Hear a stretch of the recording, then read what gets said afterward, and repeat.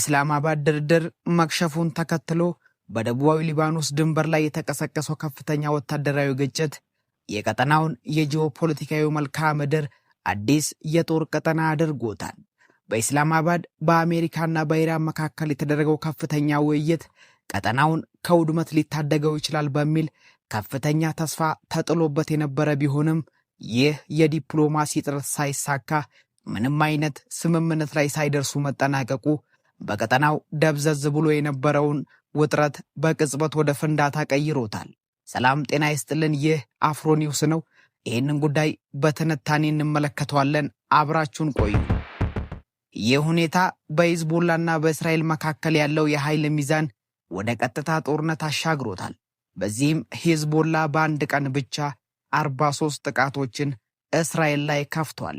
ይህ ግጭት የኢራን ድጋፍ ያላቸው ኃይሎች በቀጠናው ያላቸውን ወታደራዊ አቅምና ጥንካሬ ማሳያ እንደሆነ ይገለጻል። የኢስላማባድ ድርድር ውድቀት ኢራን በአማላጅ ሀገራት በኩል የነበራትን የዲፕሎማሲ አማራጭ በመተው በግልጽ ወደ ወታደራዊ ግጭት መሄዷን የሚያሳይ ምልክት ሆኗል። አሁን እየታየ ያለው ግጭት ከቀደሙት ግጭቶች የሚለየው በዘላቂና በስፋቱ ሲሆን ይህም ድንበር ላይ እየተካሄደ ያለው ግጭት የነጠላ ክስተት ሳይሆን የኢስላማባድ ድርድር መክሸፍ ያስከተለው የጎንዮሽ ጉዳት ወይም ዶሚኖ ኢፌክት እንደሆነ የፖለቲካ ተንታኞች እየገለጹ ይገኛሉ። ይህ የኢስላማባድ የድርድር ውድቀት በቀጠናው ውስጥ አዲስና አደገኛ ምዕራፍ ከፍቷል። ክስተቱ በእስራኤልና ሂዝቦላ ብቻ ሳይሆን በአሜሪካና በኢራን መካከል ያለውን ቀጥተኛ ያልሆነ ጦርነት ወደ አንድ ወሳኝ መጋጠሚያ አምጥቶታል። የዲፕሎማሲው መስመር እንደተዘጋ ግጭቱ የረቀቀ የቴክኖሎጂ ጦርነት መገለጫ ሆኗል። አሁን ላይ በደቡባዊ ሊባኖስ ድንበር ላይ እየታየ ያለው ውጊያ የቴክኖሎጂና የጥቃት ስልቶች በየቀኑ የሚቀያየሩበት የሙከራ ሜዳ ወይም ቴስቲንግ ግራውንድ ሆኗል። ሁለቱ አካላት የሚያደርጉት ግጭት ከአሁን ቀደም ከነበሩት የተለየ የሚያደርገው የጦር መሳሪያ ብልጫ ብቻ ሳይሆን የያዘው ስልታዊ ግብም ጭምር እንደሆነ እየተነገረ ይገኛል። ሂዝቦላ የጎላንን ኮረብታማ የመገናኛ ማዕከል በድሮን የመታበት መንገድ በጠላት ክልል ውስጥ ያለውን ስትራቴጂካዊ የነርቭ ማዕከል የማደናቅሙን ያሳያል። ይህ የሚያሳየው ጦርነቱ ከድንበር ጠባቂዎች ግብግብ ወደ መሰረተ ልማቶች ማጥቃት ወይንም ኢንፍራስትራክቸር ዋርፌር መሸጋገሩን ነው።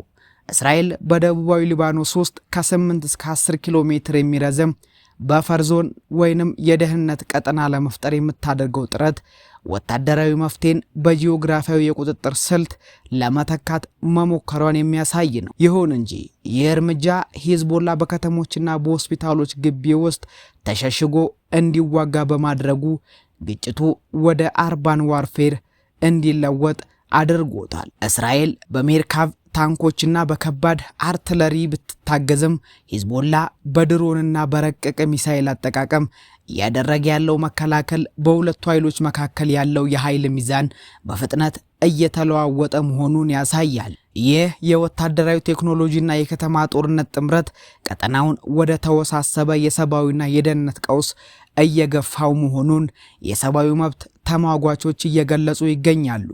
ጦርነቱ በጦር ሜዳ ብቻ ሳይሆን በፖለቲካዊ መድረኮችም እጅግ አደገኛ የሆነ የአሸናፊነትና የተሸናፊነት ጨዋታ ሆኗል።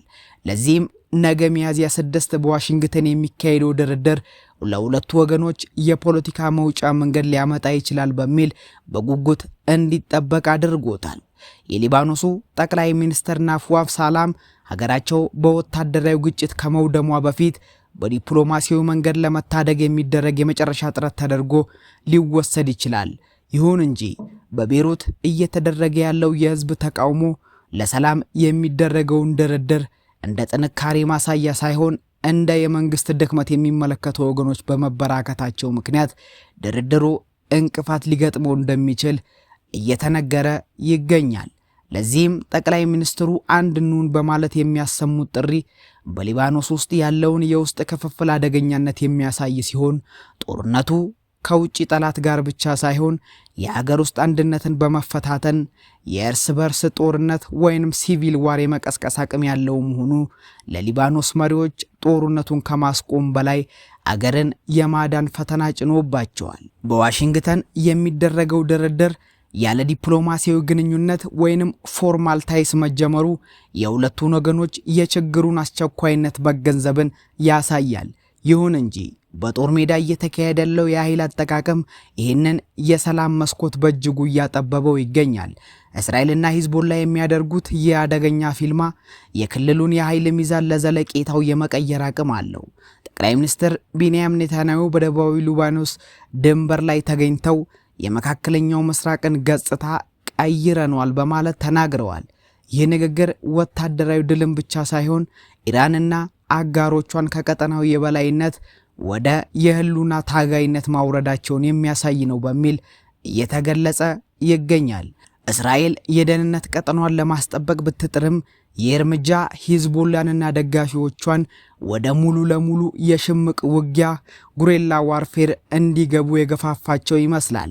ጦርነቱ ወደ ተረጋጋ የሰላም ስምምነት ይሻገራል ወይስ ወደ ተባባሰ የክልላዊ ግጭት ያድጋል የሚለው ጥያቄ የዓለምን ትኩረት የሳበ ትልቅ የደህንነት እንቆቅልሽ ሆኗል።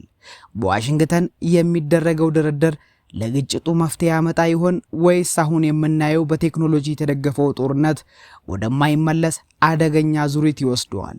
እሱ ከድርድሩ በኋላ የሚታወቅ ይሆናል። በየቀኑ እየተለዋወጠ ያለው የጦር ሜዳና የዲፕሎማሲው መድረክ የዓለምን ኢነርጂና የክልሉን ህዝቦች ህልውና ወሳኝ ደረጃ ላይ ጥሎታል። እርሶስ የግጭት የት ያበቃል ብለው ያስባሉ? በድርድር ወይስ በወታደራዊ የበላይነት? አስተያየቶን ከታች ይጻፉልን። መሰል ወቅታዊ ትንታኔዎችን ለማግኘት ቻናላችንን ሰብስክራይብ በማድረግ የደውል ምልክቷን በመጫን በየቀኑ የሚወጡ ወቅታዊ መረጃዎችን ያግኙ።